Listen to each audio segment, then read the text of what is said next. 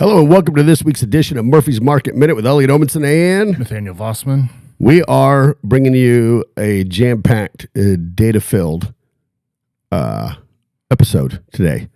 Now, precursor or caveat or whatever you want to call it, y'all know I'm pretty much always optimistic, and that optimism runs regardless of as to any political party in power. Because I truly believe that the American economy is built to do what it's currently doing, regardless. I do think there are things that we can do that act as a drag and things that we can do that alleviate some of that drag. And boy, oh boy, are things looking really amazing right now. And I just want to go down a laundry list of indicators that I think speak to just how incredible things are going to get. All right? Yeah. Should we get after it? Let's do it. All right. Should we start with jobs? Yeah, might as well. What was the private sector hiring that came out yesterday? Let's see. Well, the jobless claims came out yesterday. And I think I could have sworn the payroll did as well. It was 172,000. They expected 60. And federal payrolls dropped 34,000. Overall non-farm payrolls were up 130,000. And unemployment is steady at 4.3%. And so I think this is really, really incredible because over time, the government, federal and state governments, became a huge portion of our overall economy. And I don't even know how you can count that as an economy because they create nothing. They don't add anything to the economy, right? And so to see, and this ties into another factor that we're going to talk about, which is federal debt. And so that's not going to have an immediate impact. But over time, it could have a really good impact. GDP, we've talked about this before. It came out a few weeks ago. You remember what GDP was at? It was somewhere in the fours, I believe. Yeah, 4.4% annualized in the latest quarter. There are estimates that that's going to go over 5. And I truly believe it will based on everything that we're seeing here. Okay. Inflation, did that come out today? Yeah. That was this morning, which came in quite a bit cooler than expected. 2.4% year over year, which is pretty solid in core CPI, 2.5. So 2.4 for CPI and 2.5. And core is minus what? Food and energy? Yeah, food and energy because those are more volatile. Yeah. Yeah. So along those lines, gas dipped below, it went down to about $2.94 a gallon. Which is below last year's $3.15 per gallon. This is extremely crucial, to the majority of Americans, right? Fuel expenses impact everything. It impacts the price of your food. It impacts the price of building. Yeah, the whole supply chain. Yeah, it is all impacted by energy costs. All right. Now, along with inflation, eggs. I don't know how eggs became such a huge talking point a few months ago, but do you remember that? Yeah, it only lasted for a couple months. Well, and it was due to an avian flu. Okay, yeah, so it wasn't anything political. It's completely outside of actual inflation. Yeah, but boy, did they try to make it that, right? Yeah. And so eggs are down 34.2% from a year ago.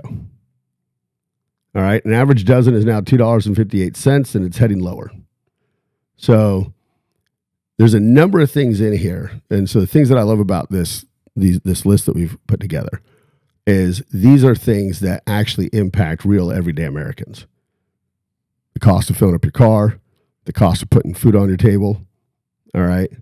And also along those lines, what did the EPA announce yesterday?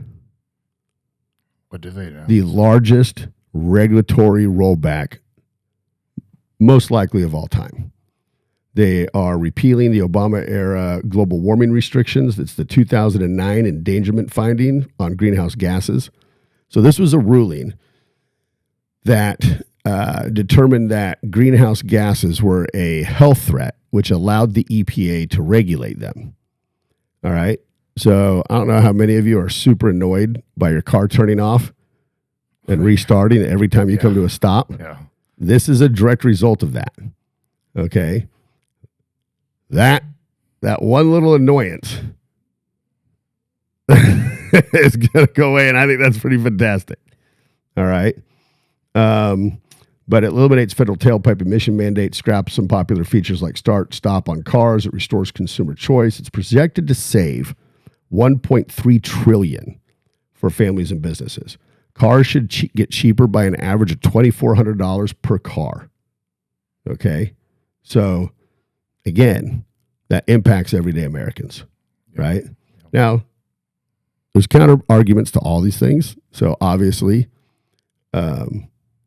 you could make a claim that eliminating federal tailpipe emission mandates is going to increase smog or whatever else, and then that would have a negative impact. Along the lines of things that impact everyday Americans, how about wages? Growing. Hourly wages climbed to 37.17 cents with real gains outpacing costs. Your take home is actually growing faster than prices. It's always a good feeling, I would say. That's an incredible feeling. Yeah, more buying power. Right? Let's go to another. What's one of the major expenses that average everyday American has? Living like their home, putting a roof over their head. Yeah. Shelter. Rents. Rents are down to a 4-year low. That's huge. Home prices. Growth slowing sharply to just over 0.9 to 1.3% year over year, with affordability jumping. The NAR Housing Affordability Index hit 116.5 in January, the best since early 2022. So wages are beating prices, mortgage rates are easing, rents are down, eggs are 34% cheaper, gas is cheaper, GDP is up, wages are up. So what do you think the implication is for rate cuts? I don't think they're going to cut rates. I think everything's, so that's one of the problems is when things are going this well, what's the point in lowering rates? Oh. Now, you could make the point that would really help create a huge economic boom. I don't know if it's necessary though. Yeah, as far as I know, they're still targeting like one rate cut this year. Yeah. Now, I don't know how many of you like to go shop down on the plaza anymore, but if you do, your chances of getting murdered are lower. Yeah. Yeah. Murders plunged 21% in 2025. Violent crime hitting historic lows. And that actually, because crime spiked during COVID, and it's been decreasing pretty well since then, but it really picked up in 2025 with a 21% drop in getting murdered. Not very fun. Yeah. Now, I don't know that this next point has anything to do with anything I've talked about, from rents decreasing or housing getting more affordable or not getting murdered, but net migration is flipped negative. That's something we haven't heard in a long time. Very long time. Now, I'm sure that has nothing to do with wages climbing. I'm sure that has nothing to do with anything else I've talked about. Housing. Just a random factoid I just thought I'd throw in here. Consumer sentiment. We talked about this a couple weeks ago. Yep. It's ticked up for the third straight month. The University of Michigan index is at 57.3, the highest in 6 months. Hopefully it continues to trend upwards. Yep. And for everybody with money in the market who's retired and living off of it, what's happened in the last week? Where'd the Dow go? We talked about this last week, I think. Yeah, hit 50K last week. I don't think a whole lot's gone on this week, but yeah, everything's been trending up. Yeah. Pretty aggressively from almost a year ago when everything had tanked so far. Yep. So we have a leaner, more efficient government. We have a booming private sector. We have cooling prices from gas, rents, inflation, eggs, and most likely vehicles. We have safer communities, rising wages, and rising confidence.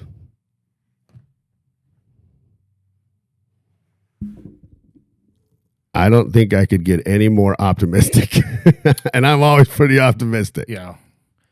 And then we're still kind of in the earnings seasons. I know the big one, NVIDIA, reports either next week or the week after or something. Yeah. But I didn't even get into foreign investments, any of this kind of stuff. You guys, mark my words, 2026 is going to be amazing. I think so. So, yeah. So, anyways, hopefully you watch this today and you can go to the weekend. Feeling pretty good. Cheerio. Yeah. Right? So, anyways, that's all I got. Anything you want to add? I think we covered just about everything. I mean, that's all the data that's been dropping, and talk about the stocks, and we even got into migration. So yeah. Oh, I don't think I covered federal debt. Federal debt is down 26% from last year. 26%. That's a big one. It's huge. Yeah, because that's been a looming problem for a long time. Yeah. So it's good to see it go in the correct direction. Yeah. You guys, I don't think I've ever seen a broader impact on a positive scale in a shorter amount of time.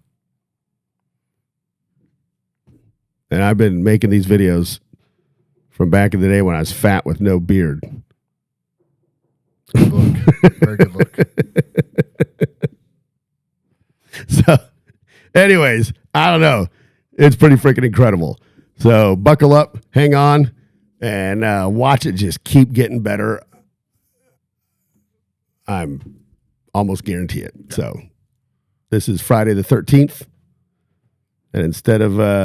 good news on Friday the 13th. Yeah, it's Friday the 13th. Good News Friday. So Amen. This is Elliot. Nathaniel. Signing off.